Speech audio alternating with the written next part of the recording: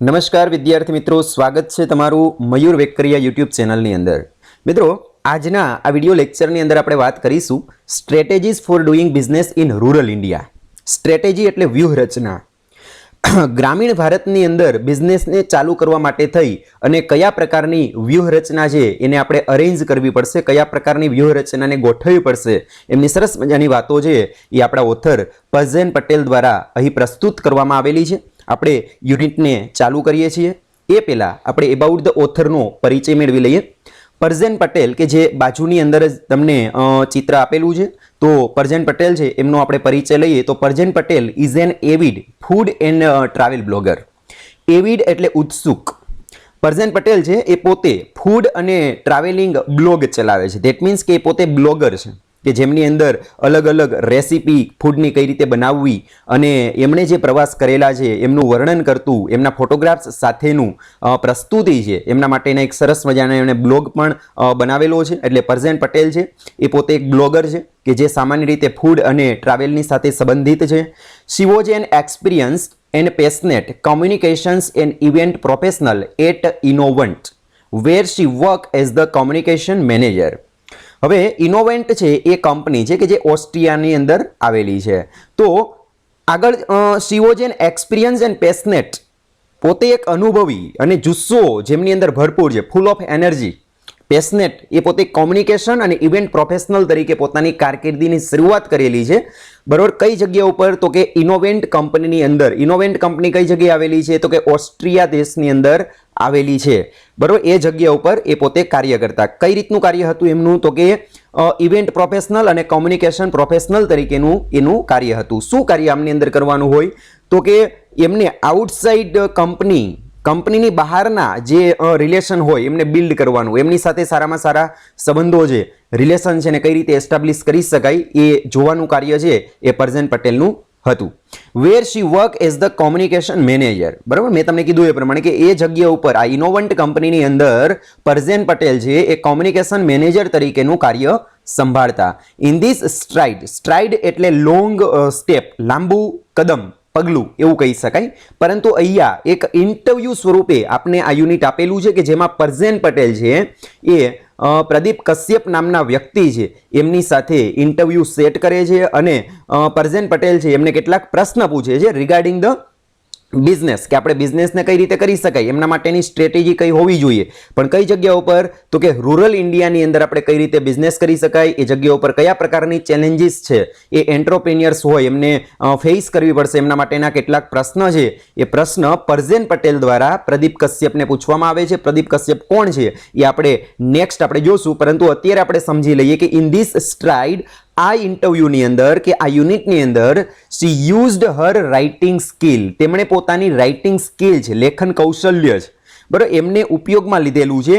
કેના માટે? To promote the company's innovation for sustainability in developing nations and low income markets.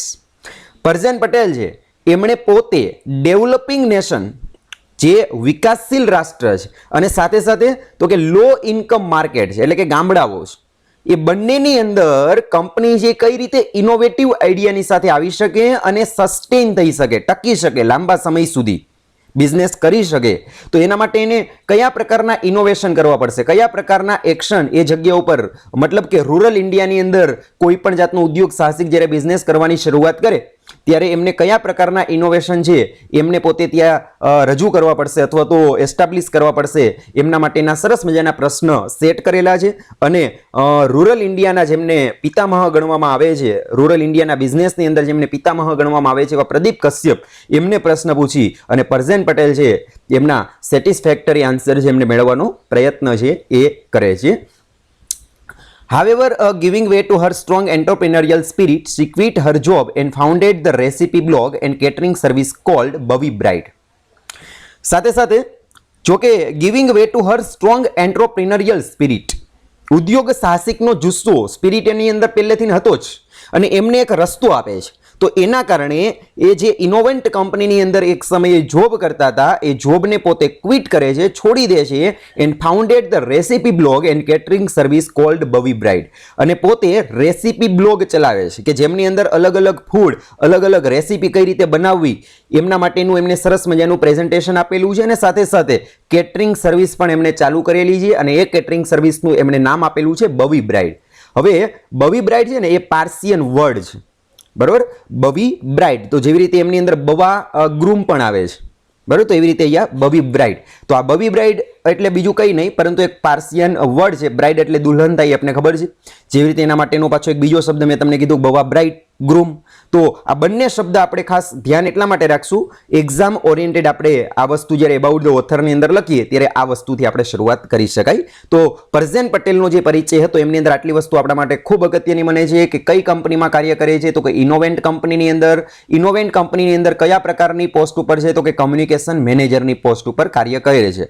આ જે slide તમને આપવામાં આવેલું છે, ઇન્ટરવ્યૂ આપવામાં આવેલું છે, એમની અંદર એમણે પોતાની જે રાઇટિંગ સ્કિલ છે એને એ રીતે ઉપયોગમાં લીધેલી છે કે જેમની અંદર ડેવલપિંગ નેશન અને લો ઇન્કમ માર્કેટની અંદર ઉદ્યોગ સાહસિકો છે, એન્ટરપ્રિન્યોર્સ છે, એ પોતે કઈ રીતે ઇનોવેટિવ્સ આઈડિયાની સાથે આવી અને અલગ અલગ ઇનોવેશન કરી શકે અને લાંબા સમય સુધી કંપનીની અંદર સસ્ટેન થઈ શકે એમની સરસ મજાની વાતો છે. અલગ અલગ પ્રશ્ન દ્વારા, ઇન્ટરવ્યૂની અંદર અલગ અલગ પ્રશ્ન દ્વારા એ પ્રદીપ કશ્યપને પૂછવાનો પ્રયત્ન કરે છે અને પોતે પોતાનો જે સ્ટ્રોંગ એન્ટરપ્રિનરિયલ સ્પિરિટ છે એમના કારણે પોતે હાલમાં જે જોબ કરે છે એમને છોડી અને પોતાનો એક બિઝનેસ ચાલુ કરે છે, પોતાની એક રેસીપી બ્લોગ ચાલુ કરે છે, કેટરિંગ સર્વિસ ચાલુ કરે છે જેમનું નામ છે બવી bride.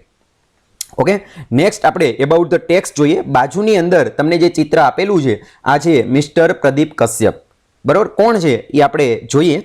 This interview with Mr. Pradeep Kashyap, CEO and founder of Mart, was published in June 2013. આ જે ઇન્ટરવ્યૂ આપને આપવામાં આવેલું છે, આ જે સ્ટ્રાઇડ આપને આપવામાં આવેલું છે એ મિસ્ટર પ્રદીપ કશ્યપનો ઇન્ટરવ્યૂ છે. હવે પ્રશ્ન થાય કે મિસ્ટર પ્રદીપ કશ્યપ કોણ છે? ઘણી વખત તમે કદાચ આનું નામ સાંભળેલું ન હોય તો આપણે એમનો પરિચય મેળવી લઈએ. આ કોઈ સામાન્ય વ્યક્તિ નથી, પોતે ચીફ એક્ઝિક્યુટિવ ઓફિસર છે, પોતે સીઈઓ છે. કઈ કંપનીની અંદર? તો કે માર્ટ કંપનીની અંદર. આ જે માર્ટ કંપની છે એમના પોતે આદ્ય સ્થાપક છે, ફાઉન્ડર છે અને હાલમાં પોતે તેમના સીઈઓ છે. અને આ જે ઇન્ટરવ્યૂ છે એમને ક્યારે પબ્લિશ કરવામાં આવેલું હતું? તો કે જૂન 2013. Mart is a business consultancy firm focusing on rural marketing and entrepreneurship.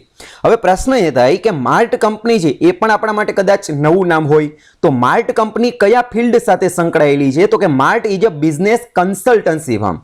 A company છે એ માત્ર તમને કન્સલ્ટ કરવાનું કાર્ય કરે છે. કોઈ પણ બિઝનેસમેન હોય એ ઇનિશિયલી હજી પોતાનો બિઝનેસને ચાલુ કરવા માંગે છે એવો વ્યક્તિ, એમને જ્યારે માર્કેટનું કોઈ પણ જાતનું નોલેજ નથી કે કઈ રીતે બિઝનેસ ચાલુ કરવો, તો એના માટે આવા વ્યક્તિઓને એ પોતે કન્સલ્ટ કરવાનું કાર્ય કરે છે. એ કંપની એટલે માર્ટ કંપની, બરાબર. Focusing on rural markets and entrepreneurship. અને એમનું સૌથી વધારે ફોકસ છે એ રૂરલ માર્કેટ્સને કઈ રીતે આપણે બિલ્ડ કરી શકાય. અને પ્રદીપ કશ્યપ પોતે પર્સનલી એવું બિલીવ કરે છે કે જો આપણે બિઝનેસની શરૂઆત કરવી હોય તો એમના માટે રૂરલ માર્કેટ્સ છે, રિમોટ એરિયાની અંદર આવેલા જે ગામડાઓ છે, દૂરના સ્થળ ઉપર આવેલા છે કે જેમની અંદર રોડ કનેક્ટિવિટી પણ હજુ પહોંચી નથી અને ઘણા એવા પણ ગામ છે કે જ્યાં ઇલેક્ટ્રિસિટી પણ નથી પહોંચી, તો આવા ગામડાઓ છે ખરેખર આપણા માટે એક ઓપોર્ચ્યુનિટી બની શકે. તો સૌથી પહેલા આપણે એવા ગામડાઓને ટાર્ગેટ બનાવી અને એ જગ્યા ઉપરથી આપણે બિઝનેસની એક્સપાન્સ કરવાની શરૂઆત છે એ આપણે કરી શકાય. ઓકે, તો માર્ટ એટલે એક એવી કંપની કે જે બિઝનેસ કન્સલ્ટન્સી ફર્મ છે અને સામાન્ય રીતે રૂરલ માર્કેટ્સ અને એન્ટરપ્રિન્યોરશિપ, ઉદ્યોગ સાહસિકતાને કઈ રીતે બિલ્ડ કરી શકાય એમની સાથે જોડાયેલી અને એમની કન્સલ્ટ પ્રોવાઈડ કરનારી એક પ્રોવાઈડર કંપની છે. Mister Kashyap has worked in various advisory capacity for the government. હવે મિસ્ટર કશ્યપ છે એ પોતે અલગ અલગ ઘણી બધી એવી એડવાઇઝરી સંસ્થાઓ છે, કેપેસિટીઝ છે, એમની સાથે પોતે જોડાયેલા છે અને મોટા ભાગની ગવર્મેન્ટ એજન્સી છે, બરાબર. તો એમની અંદર કઈ સંસ્થાઓ છે કે જે ગવર્મેન્ટની કેપેસિટીની અંદર આવે છે અને એમની સાથે મિસ્ટર કશ્યપજી પર્સનલી જોડાયેલા છે. Including the office of the prime minister, જેને આપણે PMO કહીએ છીએ, પ્રાઇમ મિનિસ્ટર ઓફિસ, બરાબર. તો પ્રાઇમ મિનિસ્ટર ઓફિસની સાથે પોતે સંકળાયેલા છે. And the ministry of rural developments, બરાબર, આ પણ એક સરકારી સંસ્થા છે, ગવર્મેન્ટ એજન્સી છે. He is also consultant for the world bank and the United nation.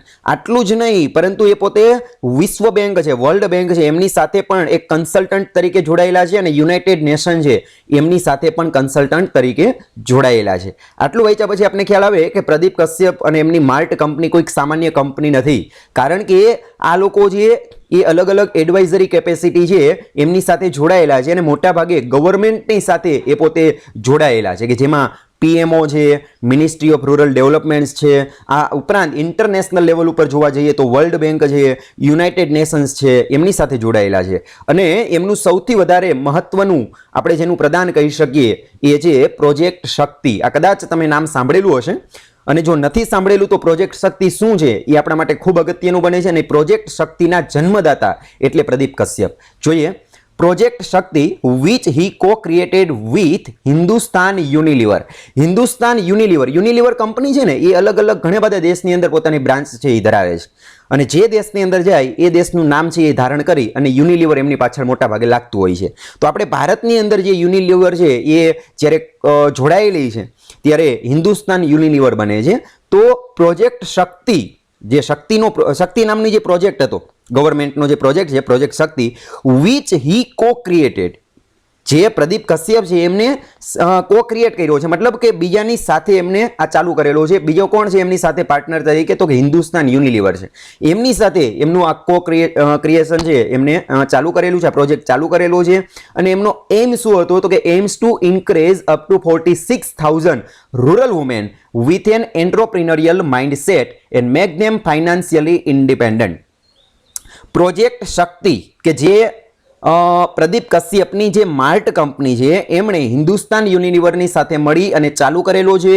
અને એમનો એમ શું હતો? તો કે 46,000 કરતાં પણ વધારે રૂરલ વુમેન, ગામડાની જે સ્ત્રીઓ છે એને ઇન્કરેજ કરવાનું છે, પ્રોત્સાહિત, કાર્ય માટે, બિઝનેસ માટે પ્રોત્સાહિત કરવાની, અને એમની અંદર એન્ટરપ્રિનરિયલ માઇન્ડસેટ ક્રિએટ કરવાનો, કે એ લોકો પણ, એ સ્ત્રીઓ પણ પોતે બિઝનેસ ચાલુ કરી શકે, જોબ કરી શકે, બરાબર, એ રીતનો માઇન્ડસેટ છે એમનો સેટ કરવાનું કાર્ય કરે છે. And make them financially independent, અને નાણાકીય રીતે એને બીજા ઉપર ડિપેન્ડન્ટ ન રહેવું પડે એના માટે થઈ અને પ્રોજેક્ટ શક્તિ. હવે આપણે સામાન્ય રીતે ગુજરાતની અંદર શક્તિ એટલે આપણે બધાને ખબર છે, માત્ર ગુજરાત નહીં ભારતની અંદર શક્તિ શબ્દ છે એ સ્ત્રીઓની સાથે સંલગ્ન છે, આપણે જેને દેવીનું સ્વરૂપ આપેલું છે. તો એવી રીતે આ પ્રોજેક્ટ શક્તિ કે જે માત્ર ને માત્ર ગામડાની સ્ત્રીઓને લાગુ પડે છે, અને એ માર્ટ કંપની અને એમના સીઈઓ પ્રદીપ કશ્યપ એમને કોની સાથે મળીને આ કાર્ય કરેલું છે? તો કે હિન્દુસ્તાન યુનિલિવરની સાથે, કે જેમની અંદર એમનો ટાર્ગેટ શું હતો? તો કે 46,000 કરતાં પણ વધારે ગામડાની સ્ત્રીઓ છે એમને એન્ટરપ્રિનરિયલ માઇન્ડસેટ સાથે ઇન્કરેજ કરી અને પોતાને ફાઇનાન્શિયલી ઇન્ડિપેન્ડન્ટ બનાવવાનું કાર્ય કરવાનું રહેશે. A pioneer of inclusive marketing, Kashyap is also known as the father of rural marketing in India. બરોબર. હવે પાયોનિયર એટલે અગ્રીમ, કોઈ પણ કાર્યની અંદર આગળ પડતું રહેવું એને કહેવાય pioneer. Pioneer of inclusive marketing, inclusive એટલે સર્વવ્યાપક, કારણ કે માર્ટ કંપની છે એ આમ જોવા જઈએ તો હવે સર્વવ્યાપક બને છે, બરોબર. તો સર્વવ્યાપક કંપનીના એ પાયોનિયર, એના ફિલ્ડની અંદર એ આગળ પડતા હોવાના કારણે પ્રદીપ કશ્યપ છે એમને સામાન્ય રીતે કઈ રીતે ઓળખવામાં આવે છે? The father of rural marketing in India.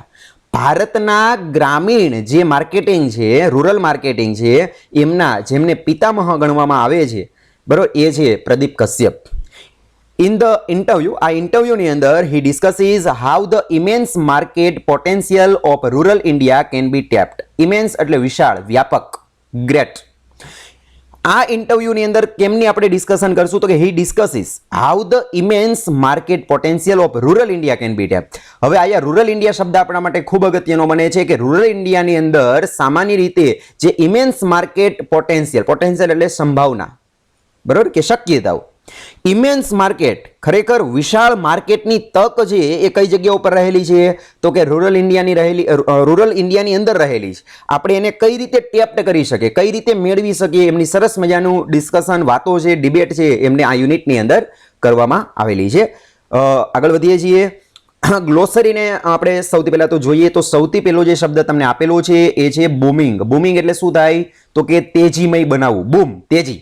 આપણે જે તેજી અને મંદી આવા શબ્દ આપણે વારંવાર સાંભળતા હોય તો બૂમ એટલે તેજી. A period of rapid economic growth and expansion. એક એવો સમય, એક એવો પીરિયડ કે જેમની અંદર ઇકોનોમી છે એનો ખૂબ ઝડપથી ગ્રોથ થતો હોય અને ખૂબ ઝડપથી એક્સપાન્સ એટલે કે વિસ્તાર પામતી હોય. તેના પછીનો શબ્દ છે ડોન્ટિંગ. ડોન્ટિંગ એટલે ખરેખર કંટાળાજનક કાર્ય એવું કહી શકાય. ડિસ્કરેજિંગ ડ્યુ ટુ ઇનહેરન્ટ ડિફિકલ્ટી. ટ્રેડિશનલ ઇનહેરન્ટ જે ડિફિકલ્ટી હોય એમના કારણે કોઈ પણ કાર્ય કરવા માટે આપણે ડિસ્કરેજ થઈએ, નિરુત્સાહી બનીએ, આપણે કંટાળો આવે, તો એના માટેનો શબ્દ છે ડોન્ટિંગ. એક્ઝોર્બિટન્ટ એટલે a very high and unreasonable price, ખૂબ ઊંચી કિંમતનું હોય, બરાબર, એના માટેનો શબ્દ છે એક્ઝોર્બિટન્ટ. જીડીપી. જીડીપી એટલે શું થાય તો કે ગ્રોસ ડોમેસ્ટિક પ્રોડક્ટ. કોને કહેવાય? The total value of goods and service produced annually by country. બરાબર, કોઈ પણ દેશ દ્વારા વાર્ષિક જે એમનું માલસામાન હોય, જે સેવાની સાથે સંકળાયેલી અલગ અલગ કંપનીઓ હોય, એમના દ્વારા જે ટોટલ વેલ્યુ છે એ ક્રિએટ થાય છે એને આપણે જીડીપી કહી શકાય. બરાબર, દરેક દેશ છે એમનો જીડીપી એ ખરેખર એ જીડીપી છે ને એ કોઈ પણ દેશને અવ્વલ ક્રમ ઉપર લઈ જતો હોય છે. બરાબર, આગળ heterogeneous, that means showing a wide variety, exhibiting difference. બરાબર, ખૂબ વિસ્તારની અંદર ફેલાયેલું હોવું, અલગ અલગ વેરાયટીની અંદર હોવું. જુગાડ શબ્દ છે. જુગાડ છે ને એ ખરેખર હિન્દી વર્ડ છે, which means finding a low cost and innovative solution to a problem. કોઈ પણ સમસ્યા હોય એનું ઓછા ખર્ચવાળું અને ઇનોવેટિવ સોલ્યુશન, સમાધાન મેળવવું, એને આપણે જુગાડ કર્યો કહેવાય. અને જુગાડ કઈ રીતે, આપણે ઘણી વખત આપણે જુગાડ શબ્દ સાંભળેલો હોય અને જુગાડ કરેલો પણ હોય. કઈ રીતે? ફોર એક ઉદાહરણ આપું કે આપણે ટૂથપેસ્ટ હોય એ જ્યારે ટૂથબ્રશ હોય, એ ટૂથબ્રશ જ્યારે આખું ખરાબ થઈ જાય અને વેસ્ટ થઈ જાય તો એ ટૂથબ્રશ હોય એમને આપણે હેર કલર કરવા માટે ઉપયોગમાં લઈ લઈએ, તો આને એક જુગાડ કર્યો કે આ તમને એક જસ્ટ ઉદાહરણ આપું છું. તો આવી રીતે પણ આપણે જુગાડ છે એ બિઝનેસની અંદર કરી શકાય. મતલબ કે જે વેસ્ટ વસ્તુ બની ગઈ છે એમાંથી આપણે કઈ રીતે બેસ્ટ બનાવી શકાય અને પાછું લો કોસ્ટની અંદર, એને આપણે જુગાડ કર્યો કહેવાય. બરાબર, પછી આવે છે લુક્રેટિવ. લુક્રેટિવ એટલે શું થાય તો કે હાઈ પેઇંગ ઓર પ્રોફિટેબલ. આપણે ઘણી વખત બોલતા હોય લુક્રેટિવ જોબ, બરાબર, સારા પગારવાળી નોકરી, હાઈ પેઇંગ, પ્રોફિટેબલ. બરાબર, પછી મકા. મકા છે એ ઇસ્લામ ધર્મની સાથે જોડાયેલું એક શબ્દ છે, જોઈએ. A place that attracts people who have a specific interest in something. એક એવી જગ્યા કે જે લોકોને અટ્રેક્ટ કરવાનું કાર્ય કરે એને મક્કા કહેવાય. હુ have a specific interest in something. Derived from Mecca. આ શબ્દ છે એ મક્કા જે સિટી છે એના ઉપરથી લેવામાં આવેલું છે. City in Saudi Arabia. Mecca city ક્યાં આવેલું છે તો કે સાઉદી અરેબિયાની અંદર આવેલું એક સિટી છે, which is considered to be the holiest shrine of Islam. જે જગ્યા ઉપર ઇસ્લામ લોકો છે એમની ખૂબ પવિત્ર શ્રાઇન આવેલી છે, મસ્જિદ આવેલી છે. The site of the annual pilgrimage by religious Muslim, the Hajj. બરાબર, મુસ્લિમ લોકો છે ત્યાં હજ કરવા માટે જાય છે. બરાબર, તેના પછી છે આઉટસ્ટ્રીપ. આઉટસ્ટ્રીપ એટલે ટુ ઓવરટેક, કોઈ પણ વસ્તુ છે એને પાર કરવી, ઓવરટેક કરવી. પછી આવે છે ટ્વીક. ટ્વીક એટલે શું થાય? ટુ અલ્ટર ઓર મોડિફાઈ સ્લાઇટલી. કોઈ પણ વસ્તુની અંદર અલ્ટરનેટ કરવું, ચેન્જીસ કરવો, ફેરફાર કરવો, ટ્રેક બદલવો. બરાબર, USD, United states dollar. USD એટલે શું થાય? United states dollar. અલગ અલગ દેશની અંદર ડોલરની પ્રાઇસ અલગ અલગ હોય. ડોલર છે માત્ર અમેરિકામાં જ નથી, ઘણા બધા દેશની અંદર છે, પરંતુ દરેક દેશની અંદર ડોલરની પ્રાઇસ અલગ અલગ હોઈ શકે. તો આપણે અમેરિકાના ડોલરને બોલવા માટે યુએસડી એટલે કે યુનાઇટેડ સ્ટેટ્સ ડોલર આવું બોલી શકાય. બરાબર, કે જે યુનાઇટેડ સ્ટેટ્સ ઓફ અમેરિકા છે એમની એક કરન્સી છે. ઓકે, તેના પછી આપણે આગળ વધીએ છીએ, યુનિટને આપણે ચાલુ કરીએ.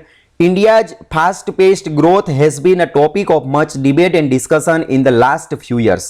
છેલ્લા કેટલાક વર્ષથી, last few years, કેટલાક વર્ષથી ભારતની જે ખૂબ ઝડપથી ગતિએ થતો જે વિકાસ છે, has been a topic of much debate and discussion. એ ખરેખર ચર્ચાનો વિષય બનેલો છે.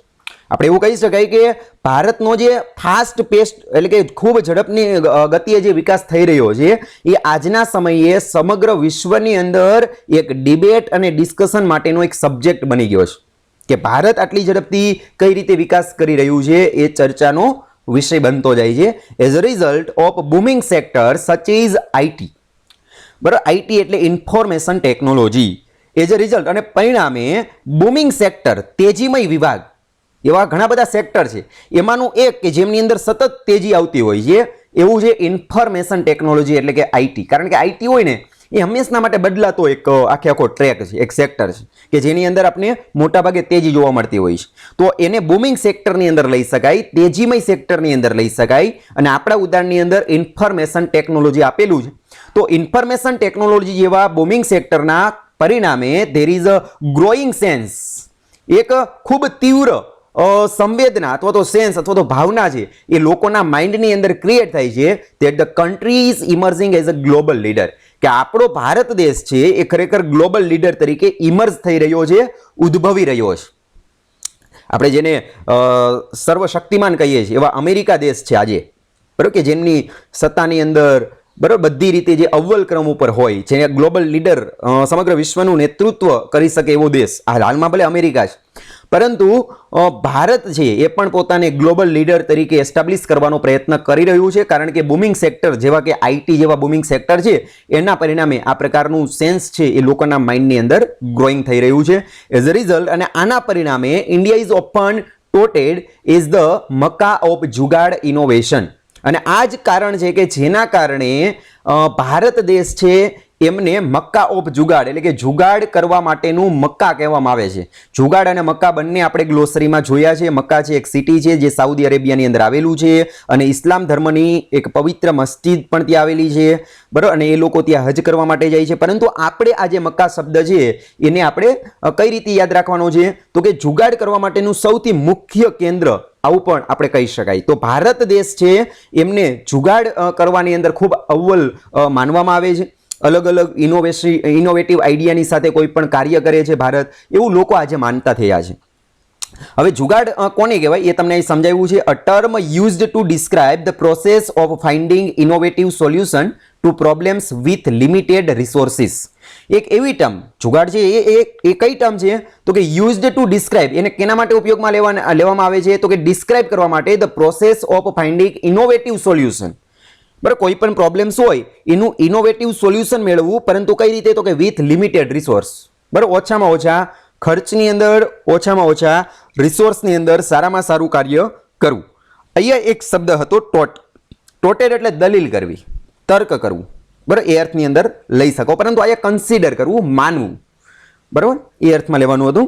However as only 12% of India's population lives in city. આમ જોવા જઈએ તો ભારતની કુલ વસ્તીની 12% લોકો અથવા તો વસ્તી છે, પોપ્યુલેશન છે એ સિટીની અંદર રહે છે, બરાબર. The remaining 88% of the people are not reaping many of the economic benefits from the country's evolving leadership status and associate growth.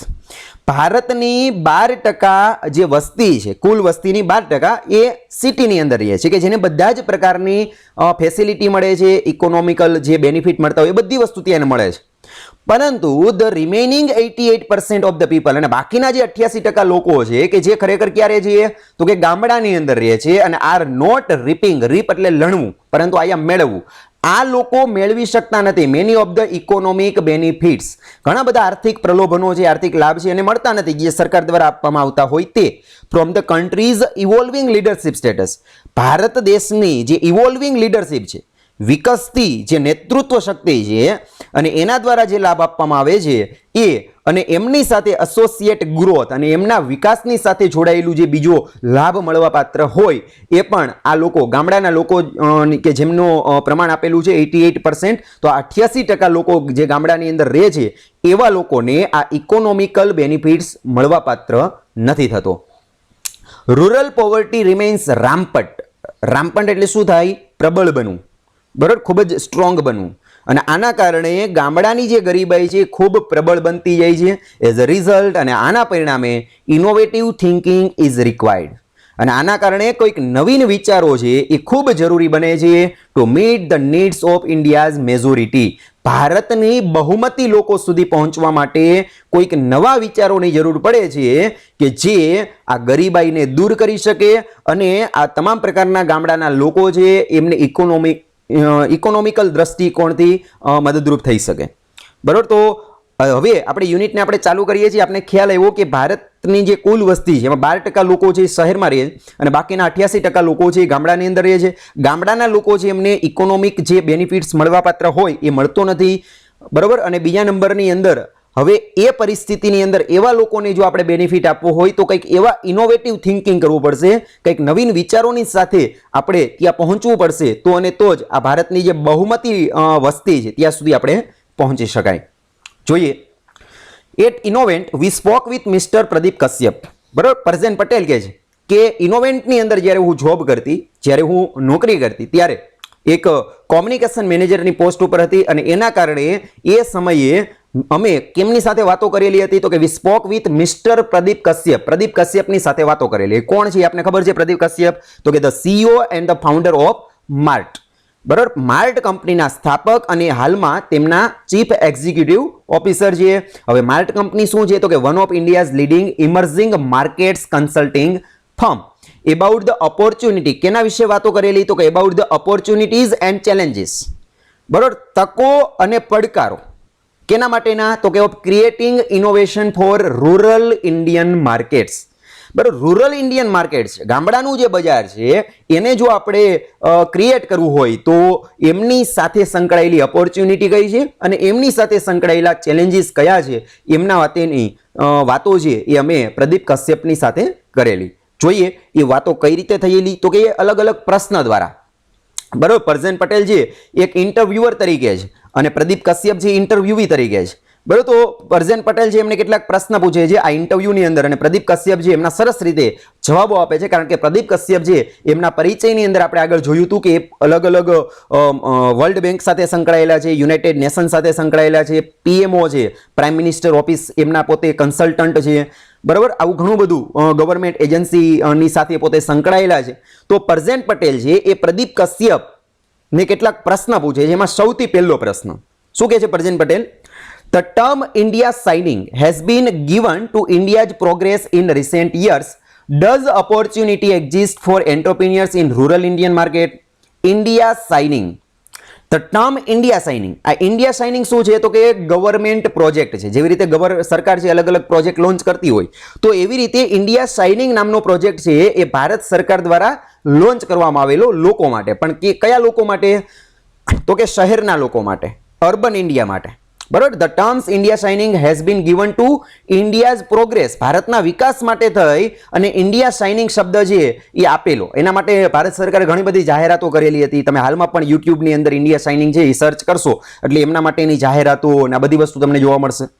બરાબર, એ ભારતના વિકાસ માટે એમણે લોન્ચ કર્યો હતો ઇન રિસેન્ટ યર, તાજેતરમાં, હજી હમણાં જ એપ્રોચ લગભગ 2013 કે એમની અંદાજે આજુબાજુમાં. Does opportunity exist for entrepreneurs in rural Indian market? હવે આ પ્રોજેક્ટના કારણે કોઈ એવી ઓપોર્ચ્યુનિટી ખરેખર અસ્તિત્વમાં આવેલી છે, એક્ઝિસ્ટ થયેલી છે કેના માટે? ફોર એન્ટરપ્રિન્યોર્સ, ઉદ્યોગ સાહસિકો માટે ઇન રૂરલ ઇન્ડિયન માર્કેટ્સ. બરાબર, ગ્રામીણ માર્કેટની અંદર ઉદ્યોગ સાહસિકો છે એમના માટે કોઈ ઓપોર્ચ્યુનિટી ખરી આ ઇન્ડિયા શાઇનિંગ પ્રોજેક્ટ અંતર્ગત? જોઈએ પ્રદીપ કશ્યપ કેવો જવાબ આપે છે. Yes, significant opportunity exist in rural India. કે હા, ઓપોર્ચ્યુનિટી નહીં પણ નોંધપાત્ર ખૂબ સારી એવી તકો રહેલી છે. બરાબર, કે ગ્રામીણ ભારતની અંદર જો તમારે બિઝનેસને ચાલુ કરવું હોય તેના માટે ખૂબ સારી તકો છે ઇન્ડિયા સાઇનિંગ મારફત તમને મળે છે. આમ જોવા જાવ તો India shining was a term coined by the government to showcase the economic development of largely urban India. આમ જોવા જાવ તો ઇન્ડિયા સાઇનિંગ શબ્દ છે એ ટર્મ છે કોના દ્વારા કોઇન કરવામાં આવેલી છે, આપવામાં આવેલી છે? તો કે ગવર્મેન્ટ ઓફ ઇન્ડિયા દ્વારા, ભારત સરકાર દ્વારા આપવામાં આવેલી છે. કેના માટે આપવામાં આવેલી છે? તો કે to showcase the economic development. બરાબર, આર્થિક વિકાસ છે એમને રજૂ કરવા માટે ઓફ લાર્જલી અર્બન ઇન્ડિયા, શહેરી ભારતનો વિકાસ, આર્થિક વિકાસ એમને રજૂ કરવા માટે ઇન્ડિયા સાઇનિંગ શબ્દ પ્રસ્તુત કરવામાં આવેલો હતો. પરંતુ હાવેવર, જો કે ઇન મોર રિસેન્ટ યર્સ, બરાબર, છેલ્લા કેટલાક વર્ષથી rural growth has outstrip that of urban. ગામડાએ જે વિકાસ કર્યો છે ને એ ખરેખર શહેરના વિકાસને પણ આઉટસ્ટ્રીપ્ડ કરેલો છે, ઓવરટેક કરેલો છે. આઉટસ્ટ્રીપ એટલે ઓવરટેક કરવું, જે આપણે ગ્લોસરીમાં જોયું હતું. બરાબર, કે આજે ગામડાનો જે વિકાસ થઈ રહ્યો છે ને એ ગામડાનો જે જીડીપી છે, ગામડાનો જે વિકાસ છે એ શહેરના વિકાસ કરતા, શહેરના જીડીપી કરતા પણ ખૂબ આગળ છે. ખરેખર ઇન્ડિયા શાઇનિંગ ભલે શહેર માટે હતું પણ એમનો બેનિફિટ ગામડાને મળેલો છે. ફોર એક્ઝામ્પલ એક ઉદાહરણ આપેલું છે કે ઇન રિસેન્ટ યર્સ, છેલ્લા કેટલાક વર્ષોથી fast moving consumer goods FMCG, FMCG જે માર્કેટ છે, ફાસ્ટ મૂવિંગ કન્ઝ્યુમર ગુડ છે કે જે ખૂબ ઝડપથી વપરાશમાં આવતું હોય અને ખૂબ ઝડપથી સેલ થતું હોય એવી પ્રોડક્ટ. મોટાભાગે જે ખાણીપીણીની વસ્તુ હોય બરોબર, કે જેમની અંદર એક્સપાયરી ડેટ આપેલી હોય ને મોટા ભાગની એફએમસીજી પ્રોડક્ટ કહી શકાય. તો એફએમસીજી છે એમનું તમને એક ઉદાહરણ આપેલું છે કે એમનો જે ગ્રોથ છે in rural India has been around 17 to 18%. એમનો વિકાસ છે ગામડાની અંદર કેટલો વપરાશ થાય છે તો 17 થી 18% વપરાશ ગામડાના લોકો છે જીડીપી ની દ્રષ્ટિકોણથી આપે છે, જ્યારે એ compare to only around 11 to 12% in urban India, અને કુલ જીડીપીના 11 થી 12% એફએમસીજી માર્કેટની વાત છે એ માત્ર અર્બન ઇન્ડિયાનો એમાં કન્ટ્રીબ્યુશન છે. તો આપણે સમજાશે કે આજે રૂરલ ઇન્ડિયા છે એ અર્બન ઇન્ડિયા કરતાં પણ આઉટસ્ટ્રીપ્ડ છે અથવા તો એમને ઓવરટેક કરે છે. This is also reflected in industries such as durables and automobiles. આ માત્ર એફએમસીજી માર્કેટની જ વાત નથી, આ તમે પાછું ડ્યુરેબલ જે ઇન્ડસ્ટ્રી છે ઓટોમોબાઈલ ઇન્ડસ્ટ્રી એની પણ સાથે સરખામણી કરી શકો. બધાની અંદર આજે ગામડાનો વિકાસ છે ખૂબ સારી રીતે થાય છે અને ગામડાનું જે કન્ઝપ્શન માર્કેટ છે એ પણ ખૂબ સારી રીતે પોતાની આજે જે સુવિધાઓની અંદર વધારો થવાના કારણે ગામડાના લોકો છે ખૂબ ધનાઢ્ય બન્યા છે. જમીનના જે ભાવ છે ખૂબ સારી માત્રાની અંદર એક્સટેન્ડ થયેલા છે. બરાબર, આ બધા જ જે પરિબળો છે એમના કારણે આજે ગામડાનો જે મધ્યમ વર્ગ છે એ ખૂબ સક્ષમ બને છે અને એના કારણે ગામડાનું જે જીડીપી છે બરાબર એમનો જે ગ્રાફ છે એ થોડો ઊંચો આવે છે. Rural India is now $1 trillion economy. બરાબર, રૂરલ ઇન્ડિયા છે એની આજે આપણે જો વાત કરીએ ને તો $1 trillion ની ઇકોનોમી છે અને ઇક્વલ ટુ ધ ઇકોનોમી આજે $1 trillion ની ઇકોનોમી છે ને એ કેની સરખામણી બરાબર થાય તો કે economy of Canada or south Korea. બરોબર, કેનેડા અથવા તો સાઉથ કોરિયા છે ને બરોબર એને એક બાજુ રાખો અને એક બાજુ છે એ ભારતના ગામડાની ઇકોનોમીને રાખો તો બંને એક બેલેન્સ કરતા હોય. ધેટ મીન્સ કે આપણા ગામડા અને આખો કેનેડા, આખું સાઉથ કોરિયા બરોબર આ બંનેની ઇકોનોમી છે એ બંનેની સરખી છે. ઇફ યુ એડ ટાઉન્સ, હજી તો આપણે ગામડા છે પરંતુ જો એમાં તમે ટાઉનને એડ કરો વિથ પોપ્યુલેશન, એવા ટાઉનને એડ કરો કે જેમની વસ્તી બિલો 1 મિલિયન, બરાબર 1 મિલિયનથી ઓછી છે, 1 મિલિયન એટલે 10 લાખ, બરાબર 10 લાખથી જેમની વસ્તી ઓછી છે બરાબર એવા ટાઉનને, એવા શહેરને જો આમાં એડ કરો then the rural and small towns, અને આના કારણે રૂરલ અને સ્મોલ ટાઉન ભેગા થઈ અને જે ઇકોનોમી થશે એ accounts for 75% of India's GDP. જે ભારતની કુલ જીડીપી છે ને એના 75% કન્ટ્રીબ્યુશન એમની અંદર આપે છે. while the 50 top cities representing urban India contributes only 25% to the country's GDP. અને હવે વધ્યા છે બાકીના ટોપ સિટી, અને એ ટોપ સિટીની જો વાત કરીએ તો એવા 50 તમે ટોપ સિટી લઈ શકો કે જે ભારતની કુલ જીડીપીના 25% કન્ટ્રીબ્યુશન આપે છે.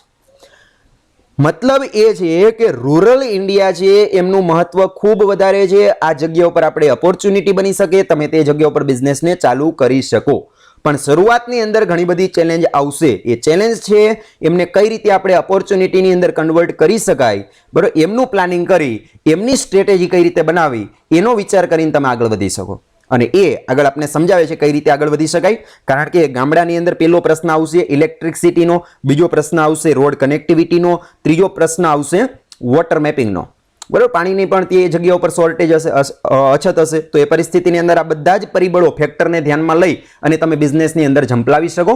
બરાબર, તો રૂરલ ઇન્ડિયાનું હવે મહત્વ સમજાવેલું છે કે $1 trillion ની ઇકોનોમી ધરાવે છે કે જે કેનેડા અને સાઉથ કોરિયાની આખા દેશની ઇકોનોમી થાય ને એટલી તો માત્ર ગામડાની ઇકોનોમી છે.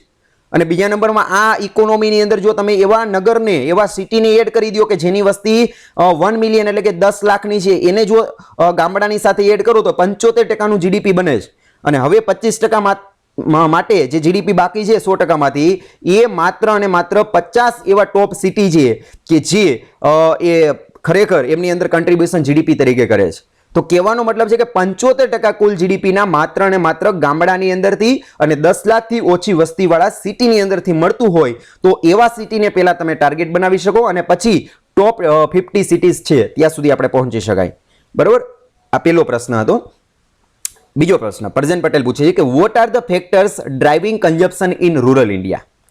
બરાબર, કે વોટ આર ધ ફેક્ટર્સ, એવા કયા પરિબળો છે કે જે ડ્રાઇવિંગ કન્ઝપ્શન, કન્ઝપ્ટ કરવું એટલે વપરાશ કરવી, driving consumption in rural India, ગામડાના લોકો છે એ અલગ અલગ મોંઘી વસ્તુઓ ખરીદતા થાય તો એના માટે એવા કયા પરિબળો છે કે જે ખૂબ મહત્વનો રોલ પ્લે કરે છે.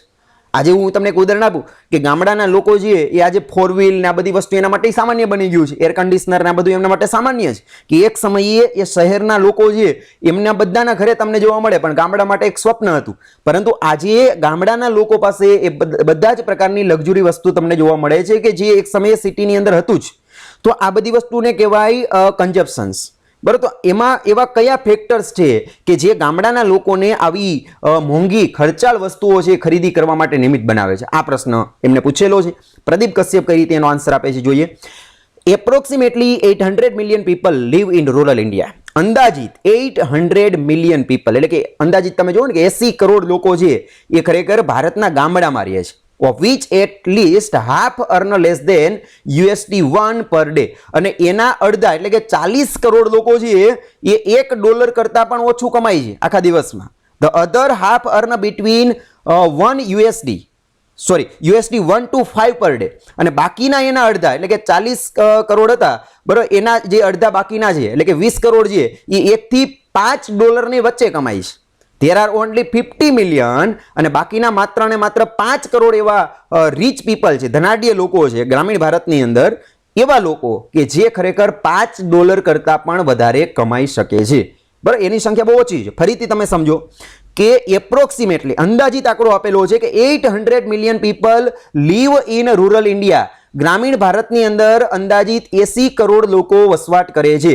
આ 80 કરોડ લોકો વસવાટ કરે છે એમની અંદર ઓફ વિચ એટલીસ્ટ અંદાજિત હાફ એટલે કે આજે 80 કરોડ હતા એમના અડધા એટલે કે 40 crore earn less than USD 1 per day. USD એટલે શું થાય આપણે ખબર જ છે, યુનાઇટેડ સ્ટેટ ડોલર.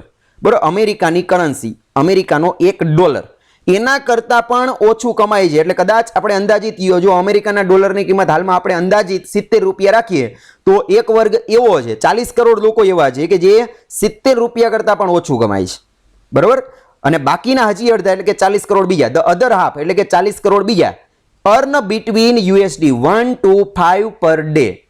બાકીના જે અડધા છે એ $1 થી $5 ની વચ્ચે કમાય છે. એટલે $70 નો ભાવ રાખીએ તો 70 થી 350 ની વચ્ચે કમાય છે. બરોબર, બાકીના 40 crore. There are only 50 million એટલે કે 5 કરોડ જ એવા ધનાઢ્ય લોકો છે કે જે ગામડાની અંદર વસવાટ કરે છે. એવા લોકો means those that earn more than $5 per day, કે જે દરરોજના $5 કરતા પણ વધારે કમાય છે. એટલે કે 350 કરતા પણ વધારે રૂપિયા કમાય છે. એવા લોકો કેટલા છે તો કે 5 કરોડ જ. આગળ વધીએ.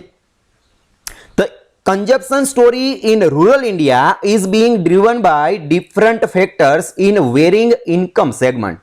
બરાબર, આપણે બધાને ખબર છે કન્ઝપ્શન સ્ટોરી છે. પ્રશ્ન જે જ પૂછ્યો હોય કે અલગ અલગ ફેક્ટર ક્યાં છે કે જે ડ્રીવન કન્ઝપ્શન, કે લોકો છે એ ગ્રામીણ લોકો કઈ રીતે વધારે આ બધી વસ્તુને ખરીદતા થયા છે, વપરાશમાં લેતા થયા, એ પ્રશ્નનો જવાબ એ આગળ સમજાવે છે.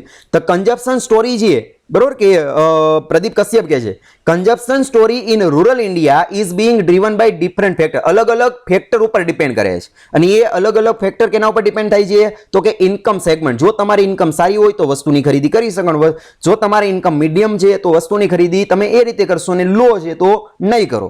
The Rural Employment Guarantee Scheme has added significantly to the purchasing power of the poor through the $6 billion paid as wages annually. બરાબર, હવે સરકારની એ ગામની અંદર એક સ્કીમ ચાલુ છે જેનું નામ છે રૂરલ એમ્પ્લોયમેન્ટ ગેરંટી સ્કીમ, કે જે બેરોજગાર વ્યક્તિ છે એમને રોજગાર આપવા માટે અમલમાં મૂકેલી છે. Has added significantly to the purchasing power. જે લોકોની ખરીદી શક્તિ છે ને એમની અંદર વધારો કરવા માટે થઈ અને રૂરલ એમ્પ્લોયમેન્ટ ગેરંટી સ્કીમ સૌથી વધારે અગત્યની સાબિત બની છે. કારણ કે ઓફ ધ જે પુઅર લોકો છે, જે ગરીબ લોકો છે, એમના માટે સરકારે કેટલું બજેટ આપેલું છે તો કે $6 બિલિયન પેઇડ કરેલું છે કે વાપરવા. કેના માટે તો કે આ ગામડાના લોકોને રોજગારી આપવા માટે. એઝ વેજ એન્યુઅલી, વાર્ષિક એક વેતન તરીકે, વેજ તરીકે એમને આપવાના છે. બરાબર, તો જો $6 બિલિયન ભારત સરકાર જો એમની પાછળ ખર્ચ કરતી હોય, બરાબર, 1 બિલિયન એટલે અંદાજિત 100 કરોડ થાય, એટલે 600 કરોડ ડોલરની અંદર પાછું છે, એટલે એમાં પાછું રૂપિયામાં કન્વર્ટ કરો એટલે ઘણો વધારે આંકડો થાય. તો આટલી મોટી જો રકમ છે એ ભારત સરકાર ગામડાના બેરોજગાર વ્યક્તિઓને રોજગારી પ્રોવાઈડ કરવા માટે આપતી હોય તો જે ઘરની અંદર અત્યાર સુધી બેરોજગાર વ્યક્તિ હતા એ બધા રોજગારી મેળવશે અને એક વેતન મેળવતા થશે, એક સ્ટેડી ઇન્કમ મેળવતા થશે અને એમના કારણે એ લોકોનું જે પરચેઝિંગ પાવર છે, ખરીદી શક્તિ છે, એમની અંદર વધારો થશે અને કન્ઝપ્શન પાવર છે એ વધશે. સિમ્યુલટેનિયસલી અને એમની સાથે the wage rate for private work in rural India has also gone up because of the higher wage paid under the employment guarantee scheme. અને આના કારણે wage rate for private work in rural India has also gone up. Private કંપનીઓ પણ આવા વ્યક્તિઓને વધારે પગાર આપતી થઈ છે. શા માટે? તો કે because of the higher wage paid under the employment guarantee scheme.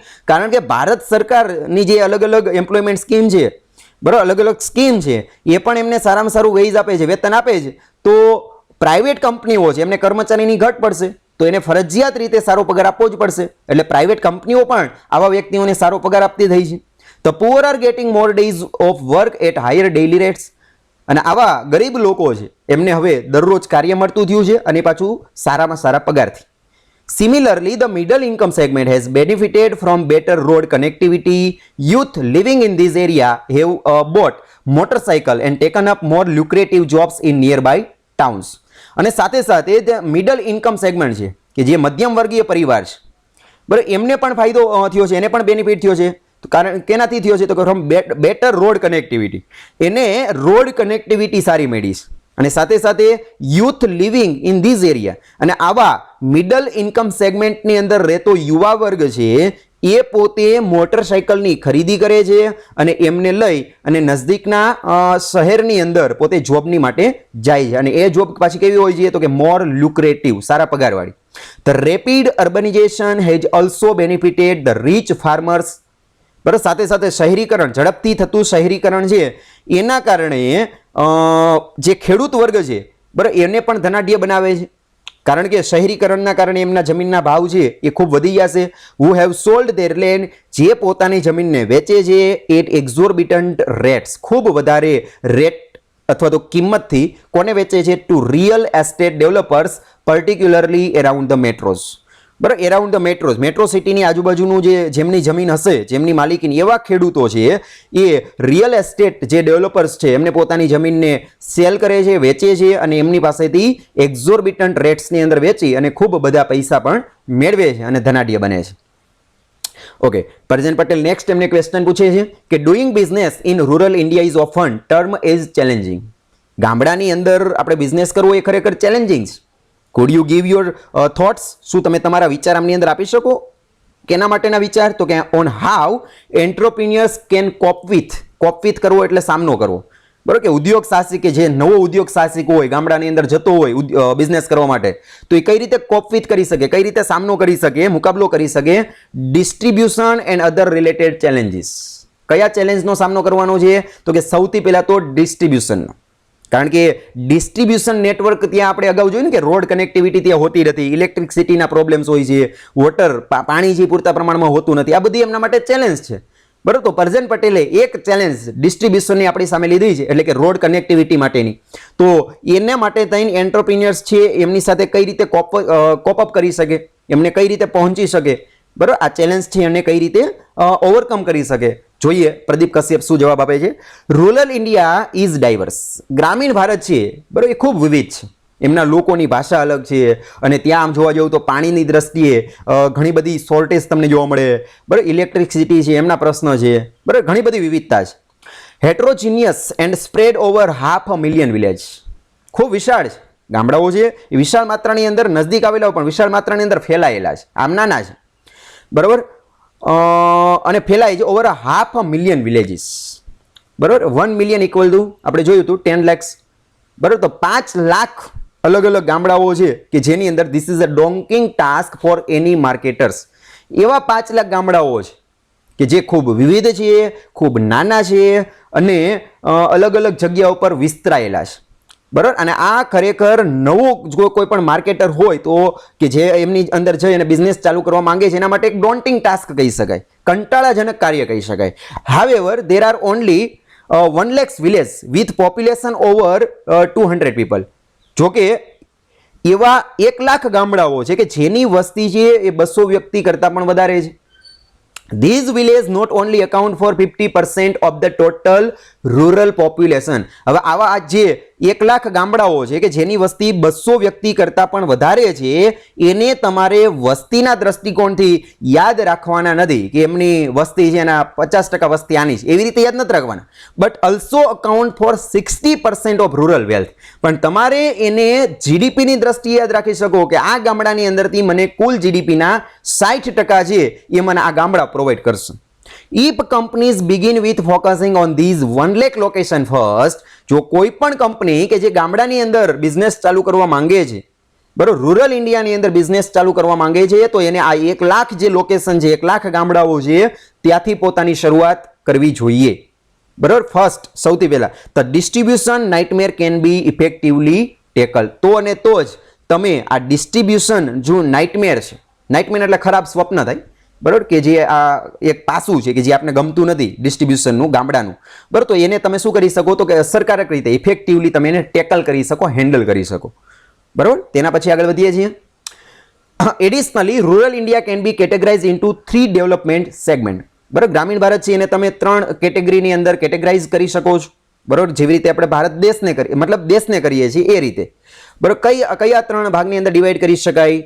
બરોબર, તો કે ડેવલપ, અંડર ડેવલપ અને ડેવલપિંગ. બરોબર, એ રીતે જોઈએ.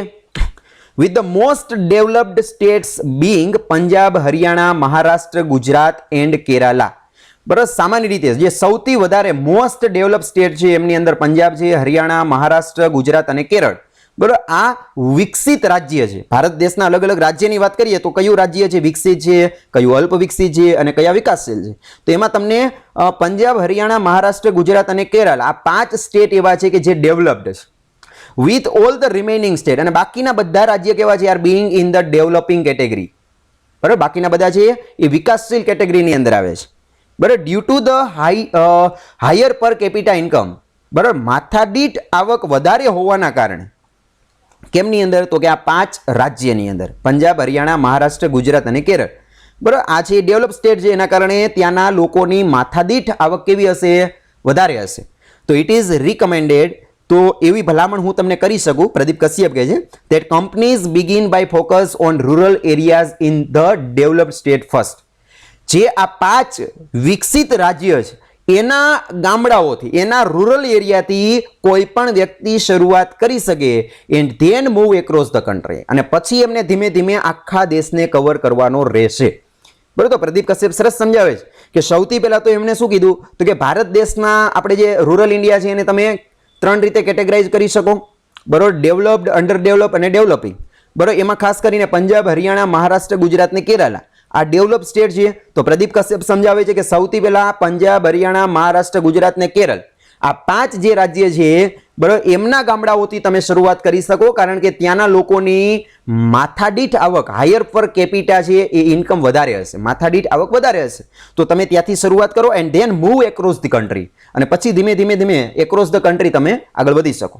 Okay, Prajan Patel next question એમને પૂછે છે કે what are the lessons entrepreneurs can learn from large brand such as ઘરી or Thums Up that have successfully penetrated these markets? Prajan પટેલનો સરસ પ્રશ્ન છે અને એટલો જ વધારે ઇન્ટરેસ્ટિંગ વેની અંદર જવાબ પ્રદીપ કશ્યપ આપે છે. જોઈએ પ્રજન પટેલ શું કહે છે કે વોટ આર ધ લેસન્સ, એવા કયા પાઠો છે કે જે એન્ટરપ્રિન્યોર્સ કેન લર્ન, ઉદ્યોગ સાહસિકો શીખી શકે, કેની પાસેથી? ફ્રોમ લાર્જ બ્રાન્ડ, વિશાળ બ્રાન્ડ જે બની ગઈ છે, ઘડી ડિટર્જન્ટ છે, થમ્સઅપ છે, આ 2 ઉદાહરણ આપ્યા છે. તો એમની પાસેથી કયું લેસન શીખી શકાય ઉદ્યોગ સાહસિકોને? That have successfully penetrated this market, કે ઘડી અને થમ્સઅપ ખરેખર સફળતાપૂર્વક પેનિટ્રેટ કરે છે, પ્રવેશ કરી લીધો છે આ માર્કેટની અંદર, ગામડાઓની અંદર. આજે તમે સામાન્ય ગામડાની અંદર જાઓ ને ન્યાય તમને ઘડી ડિટર્જન્ટ મળતું હોય છે અથવા તો થમ્સઅપ તમને અવેલેબલ જોવા મળશે દરેક દુકાનની અંદર, અને ગમે સામાન્ય ગામડું હોય તો પણ. તો ખરેખર ઘડી અને થમ્સઅપ જેવી જે બ્રાન્ડ છે એ કઈ રીતે ગામડાઓ સુધી પહોંચી છે? તો પ્રદીપ કશ્યપ એને સમજાવે છે કે most multinational companies make the mistake of bringing international brands and tweaking them slightly for rural consumers. મોટાભાગે મલ્ટીનેશનલ કંપનીઓ હોય ને એ મોટાભાગે એક ભૂલ કરતી હોય છે કે બ્રિંગિંગ ઇન્ટરનેશનલ બ્રાન્ડ્સ, કે સૌથી પહેલા તો ઇન્ટરનેશનલ બ્રાન્ડ છે એ ભારતની અંદર આવે છે, and tweaking them slightly for rural consumer, અને ધીમે ધીમે છે ને એ રૂરલ કન્ઝ્યુમર સુધી પહોંચે છે. પહેલા કોને કવર કરે? અર્બન એરિયાને, પછી રૂરલ એરિયા સુધી એ લોકો પહોંચે છે. However the rural ecosystem is significantly different. જોકે રૂરલ ઇકોસિસ્ટમ છે, ગામડાની જે આખી ઇકોસિસ્ટમ છે એ તદ્દન વિપરીત જ. ફોર એક્ઝામ્પલ એક ઉદાહરણ આપ્યું છે કે running water is not available. બરાબર, ત્યાં પાણી છે એ તમને સરળતાથી મળતું નથી. અને પાણી ન મળે તો મોટાભાગે ઘરી ડિટર્જન્ટ છે અથવા તો થમ્સઅપ છે એ પોતાનું એ જગ્યા ઉપર પ્લાન્ટ ચાલુ ન કરી શકે. બરાબર, એટલે હાવેવર ધ રૂરલ ઇકોસિસ્ટમ છે એ ખરેખર ત્યાં સિગ્નિફિકન્ટલી ડિફરન્ટ, એકદમ વિપરીત હોય છે. અને એ ઉદાહરણની અંદર આપણે સમજાવે છે કે running water is not available, પાણી ત્યાં સરળતાથી તમને મળતું નથી. And high voltage fluctuations and power outage render traditional products such as washing machine and television unattractive. બરોબર, એ ઉદાહરણની અંદર આપણે બહુ સરસ વાત કરી છે કે એક તો પાણીનો પ્રશ્ન હોય અને બીજા નંબરમાં હાઈ વોલ્ટેજ ફ્લક્ચ્યુએશન હોય. ફ્લક્ચ્યુએશન એટલે અડચણ. બરોબર, આપણે હાઈ વોલ્ટેજની અંદર પાવર ન મળતો હોય, આપણે જેને ડીમ પાવર કહીએ ને, બરોબર, તો પાવર જે ખૂબ ઓછો રહેતો હોય તો તમારા બધા જ ઉપકરણ વ્યવસ્થિત ચાલુ ન થઈ શકે. ઓછો પાવર હોય તો ટીવી ચાલુ ન થાય, બરોબર, એર કન્ડિશનર ચાલુ ન થાય, રેફ્રિજરેટર ચાલુ ન થાય. બરોબર, તો હાઈ વોલ્ટેજની અંદર પાવર છે એ આવતો નથી. એન્ડ પાવર આઉટેજ, અને ઘણી વખત તો લાઇટ હોતી જ નથી. બરોબર, લાઇટ જ આઉટેજ હોય છે. બરોબર, ઘણી જગ્યાએ હજી ઇલેક્ટ્રિસિટી પહોંચી જ નથી. બરોબર, તો આ વિસ્તારની અંદર શું થાય તો કે રેન્ડર એટલે એક્સચેન્જ કરવું, વસ્તુને બદલાવી નાખવી.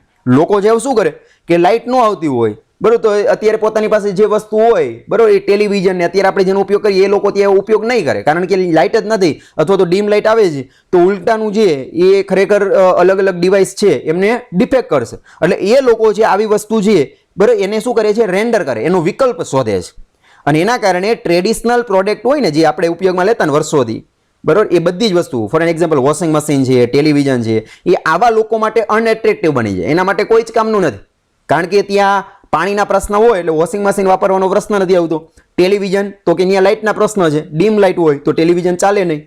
એટલે એવી આ બધી જે ટ્રેડિશનલ પ્રોડક્ટ છે એ જગ્યા ઉપર કેવી બની જશે? અનઅટ્રેક્ટિવ બની જાય. એટલે લોકો શું કરે તો કે એને રેન્ડર કરે એટલે એક્સચેન્જ કરે, એનો વિકલ્પ શોધે. ઓકે, લાઇટ નથી તો શું કરવું? આપણે ટીવી તો જોવું છે તો લાઇટ નથી તો શું કરવું? આપણે કપડાં તો ધોવાના થાય જ છે પણ વોશિંગ મશીન નથી તો શું કરવું? આપણે ડિટર્જન્ટ પાવડર કયો રાખશું તો પાણી ઓછું હોય તો આપણે કાર્ય ચલાવી શકીએ. તો એના વિકલ્પો શોધવાનું લોકો ચાલુ કરે. અને આ વિકલ્પ છે ને એ લોકો શોધે એ પહેલા જો કંપની કોઈ શોધી લે ને તો એ કંપનીને ફાયદો થઈ શકે, એના માટે એ તક બની શકે. ઉદાહરણ જોઈએ આગળ, બહુ મસ્ત વાત કરેલી, સરસ વાત કરેલી છે. Regional brands on the other hand, regional brands, પ્રાદેશિક જે અલગ અલગ બ્રાન્ડ્સ હોય, સ્થાનિક, બરાબર, તો એનો એક ઉદાહરણ આપ્યું છે કે ઓફર કસ્ટમાઇઝ સોલ્યુશન. એને એક સરસ મજાનું કસ્ટમાઇઝ સોલ્યુશન એનું પ્રોવાઈડ કર્યું છે. પાણીના પ્રશ્ન હોય, લાઇટના પ્રશ્ન હોય તો પણ તમે સરળતાથી એને ઓવરકમ કરી શકો. જોલી ટીવી છે આ કંપની છે, બરાબર, રિજિયોનલ બ્રાન્ડ છે. બહુ ઓછું નામ સાંભળેલું હશે કદાચ, તમે ગૂગલમાં સર્ચ કરશો તો સરસ મજાના એના ટીવીના ફોટા તમને જોવા મળશે. Jolly TV has capture the market in Uttar Pradesh. ઉત્તર પ્રદેશની અંદર લાઇટના પ્રશ્ન હતા, આઉટેજના પ્રશ્ન હતા અથવા તો ડીમ લાઇટના પ્રશ્ન હતા. તો જોલી ટીવી એમણે પોતે એક તક ઝડપી, એમણે માર્કેટનું રિસર્ચ કર્યું, ખબર પડી ઉત્તર પ્રદેશની અંદર લાઇટના પ્રશ્ન છે. તો જોલી ટીવીએ શું કર્યું તો કે એને આ માર્કેટને કેપ્ચર કરવાનો પ્રયત્ન કર્યો ઉત્તર પ્રદેશની અંદર. શું એને ઓફર કર્યું તો કે by offering a battery backup and voltage stabilizer system. એને બેટરી બેકઅપ આપ્યું કે લાઇટ ન હોય તો અત્યારે લાઇટ હોય ત્યારે તમે બેટરીને ચાર્જ કરી દો, લાઇટ જતી રહે ત્યાર પછી તમે ટીવી જોઈ શકો. તો ટીવીની અંદર જ એને બેટરી બેકઅપ આપ્યું. અને બીજા નંબરમાં તો કે વોલ્ટેજ સ્ટેબિલાઇઝર સિસ્ટમ આપી કે જે ડીમ લાઇટ હોય ને તેમ છતાંય ડીમ લાઇટમાં તમે સ્ટેબિલાઇઝ કરી અને એને પાવર આપી શકો વધારાનું અને તમે લાઇટને ચાલુ ટીવીને ચાલુ રાખી શકો. બરાબર, આવો વિકલ્પ એને ઇનબિલ્ટ ટેલિવિઝનની અંદર આપ્યો અને એ ટીવી એટલે જોલી ટીવી. બરાબર, અને જોલી ટીવીએ ખૂબ સારું વેચાણ ઉત્તર પ્રદેશની અંદર કર્યું, ત્યાંના લોકોએ ખૂબ સારી ખરીદી કરી અને માર્કેટને કવર કર્યું.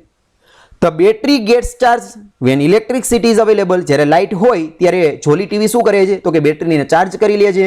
And the television runs on battery. અને ટેલિવિઝન છે લાઇટ જતી રહે પછી બેટરી ઉપર તમે ચલાવી શકો.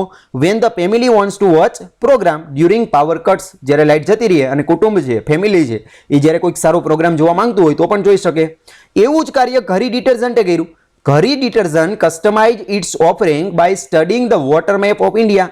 ઘડી ડિટર્જન્ટ છે એમણે વોટર મેપિંગ કર્યું કે દરેક વિસ્તારની અંદર જઈ અને ગામડાઓનો અભ્યાસ કર્યો કે ઓકે આ જિલ્લો છે એના ગામડાની અંદર પાણીના પ્રશ્ન છે તો એ જગ્યાઓ પર ડિટર્જન્ટ આપણે કઈ રીતે બનાવવું, એની અંદર કેટલું વ્હાઇટનર કેટલું સોફ્ટનર આપણે એડ કરશું, કારણ કે પાણીના પ્રશ્ન હોય તો ઓછા પાણીની અંદર કઈ રીતે એ લોકો ઘડી ડિટર્જન્ટનો ઉપયોગ કરી અને ઓછા પાણીની અંદર કપડાને ધોઈ શકે. આનું આખું વોટર મેપિંગ કર્યું કે પાણીના પહેલા સૌથી પહેલા વોટર મેપિંગ કર્યું કે આ જગ્યા ઉપર આટલું પાણી છે તો આપણે એની અંદર કેટલું વ્હાઇટનર કે સોફ્ટનર એડ કરી શકાય. બરાબર, તો India to add softener and whitener according to the quality of water. બરાબર, પાણીની ગુણવત્તાને ધ્યાનમાં રાખી અને એમણે સોફ્ટનર અને વ્હાઇટનર છે એમને એડ કર્યું અને એ વિસ્તારની અંદર વેચવાનું ચાલુ કર્યું. બરાબર, ઘણું બધું એવું કેમિકલ આવે કે જે ઓછા પાણીની અંદર પણ તમે કપડાને સારામાં સારી રીતે વ્યવસ્થિત વોશ કરી શકો.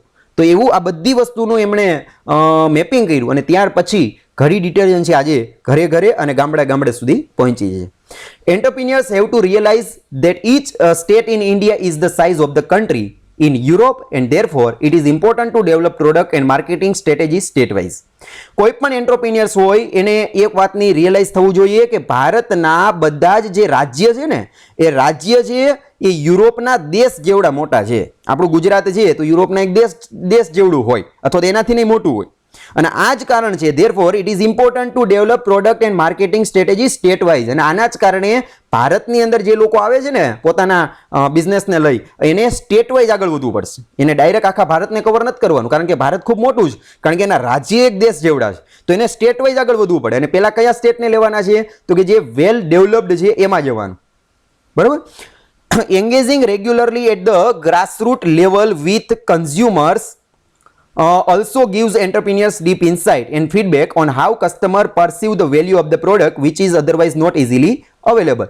એન્ગેજિંગ રેગ્યુલર સતત એને સંપર્કમાં રહેવું પડશે કેની સાથે તો કે ગ્રાસરૂટ એટલે કે ગ્રાઉન્ડ રિયાલિટી ઉપર જે કર્મચારીઓ કન્ઝ્યુમર કામ કરે છે એમની સાથે સંપર્કમાં રહેવું પડશે.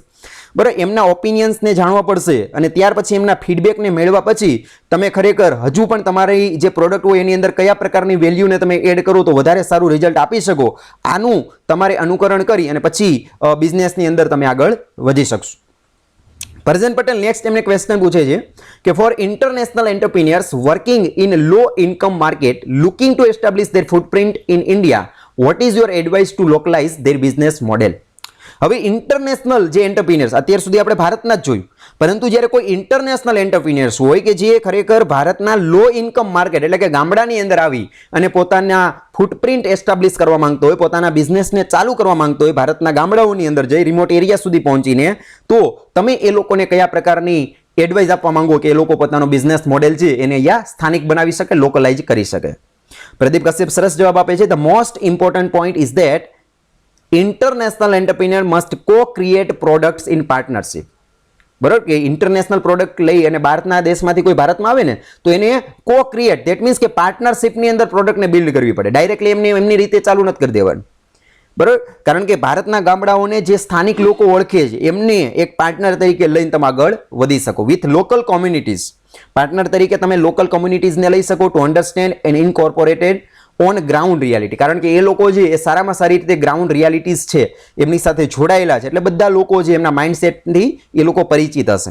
એઝ અ રિઝલ્ટ અને આના પરિણામે હાયરિંગ લોકલ ટેલેન્ટ, આના કારણે તમે એવા લોકલ ટેલેન્ટને હાયર કરી શકો, એવા સ્થાનિક લોકોને હાયર કરી શકો ધેટ અન્ડરસ્ટેન્ડ કે જે સમજતા હોય the culture and consumer behaviour of these market is key, કે જે આ માર્કેટ જે આ વિસ્તાર છે એમના લોકોનું, એમના કન્ઝ્યુમરનું બિહેવિયર, એમનું માઇન્ડસેટ, એમની સંસ્કૃતિ, કલ્ચર આ બધું સમજતા હોય એવા લોકોને તમે હાયર કરી શકો. આ ખરેખર સફળતા માટેની ચાવી બની શકે.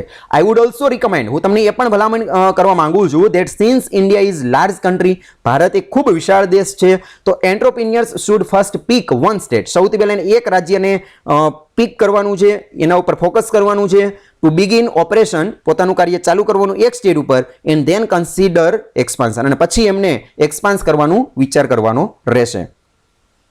Rural India is developing quickly, ગ્રામીણ ભારત છે એ ઝડપથી વિકાસ પામી રહ્યું છે. To succeed in such remote communities small and large enterprise alike must be localize. અને એમની અંદર જો તમારે સફળ થવું હોય ગ્રામીણ ભારતની અંદર તો remote communities, small and large remote communities કે જે દૂરના વિસ્તારની અંદર આવેલા જે ગામડાઓ છે, બરાબર, એમની અંદર જવા માટે સ્મોલ અથવા તો લાર્જ જે કંપનીઓ છે, એન્ટરપ્રાઇઝ છે, એમને એક સાથે મળીને કામ કરવું પડશે અને લોકલાઇઝ બની શકે, સ્થાનિક બની શકે. ઓફરિંગ ઇનોવેટિવ પ્રોડક્ટ, કંઈક નવીન વસ્તુ એને આપવી પડશે, ટ્રેડિશનલ નહીં, એન્ડ સર્વિસ, અને અલગ સેવા આપવી પડશે based on strong regional background. એની સ્થાનિક જે બેકગ્રાઉન્ડ છે એમને જાણીને, કદાચ એના પાણીનો પ્રશ્ન હોય તો એ રીતની વસ્તુ, ઇલેક્ટ્રિસિટીનો પ્રશ્ન હોય તો એ રીતની વસ્તુ, બરાબર. આવું તમારે રિજિયોનલ બેકગ્રાઉન્ડ જાણી અને પછી તમે એને એ વસ્તુને પ્રોવાઈડ કરી શકો. Early stage enterprise also require a strong support network from innovation accelerator such is Innovent and consulting firm such is Mart. Early stage enterprise, શરૂઆતના સ્ટેજ ઉપર જે એન્ટરપ્રાઇઝ ચાલુ કરવા માંગે છે એવા લોકોને કેની રિક્વાયરમેન્ટ ઊભી થશે તો કે સ્ટ્રોંગ સપોર્ટની જરૂર પડશે પોતાના નેટવર્કને બિલ્ડ કરવા માટે, ઇનોવેટિવ આઈડિયાને લાગુ પાડવા માટે. તો એના માટે એક્સેલરેટર કોણ સાબિત થઈ શકે? બરાબર, આપણે 4 વ્હીલ હોય વાહન, એની અંદર એક્સેલરેટર આવે કે જે ગાડીને ચાલુ રાખે. તો એવી રીતે કંપનીને ચાલુ રાખવા માટેનું એક્સેલરેટર કોણ બની શકે તો કે ઇનોવેન્ટ જેવી કંપની કે જેની સાથે પરઝેન પટેલ જોડાયેલા છે. તો ઇનોવેન્ટ શું હતું તો કે કન્સલ્ટન્સિંગ ફર્મ હતી. તો આવી રીતે બીજી ઘણી બધી એવી કન્સલ્ટિંગ ફર્મ હોય, બરોબર, કે જે માર્ટ પણ એક પ્રકારની કન્સલ્ટિંગ ફર્મ છે કે જેની સાથે પ્રદીપ કશ્યપ જોડાયેલા છે. તો ઇનોવેન્ટ અને માર્ટ જેવી કન્સલ્ટિંગ ફર્મને સાથે રાખીને તમે ત્યાં આગળ વધી શકો, કારણ કે એ લોકો ત્યાંના સ્થાનિક છે અને એ લોકો છે એ તમને મદદ કરશે. It is through the provision of a range of financial and non-financial support service that the best innovation for sustainability can succeed in low income rural market. અને બીજા નંબરમાં ઘણી વખત આપને ફાઇનાન્શિયલી અથવા તો નોન ફાઇનાન્શિયલી સપોર્ટ મળે છે કે નથી મળતો, બરોબર, કે જે આપણા જે ઇનોવેશન હોય, આઈડિયાઝ હોય એમને આગળ વધારી શકે અને કંપની છે એમને ત્યાં સસ્ટેઇન કરી શકે. કારણે લો ઇન્કમ માર્કેટ જે આ રૂરલ માર્કેટ છે, બરોબર, તેનો ડેવલપ થઈ શકે. આશા રાખું છું કે તમને આ વિડીયો લેક્ચર સમજાયો હશે અને કદાચ કોઈ ક્વેરી હોય, કોઈ પ્રશ્ન હોય તો કમેન્ટની અંદર જરૂર તમે જણાવશો. હું તમને ચોક્કસ એમનો જવાબ આપવાનો પ્રયત્ન કરીશ. ફરીથી મળીશું નવા ટોપિકની સાથે. ત્યાં સુધી આવજો.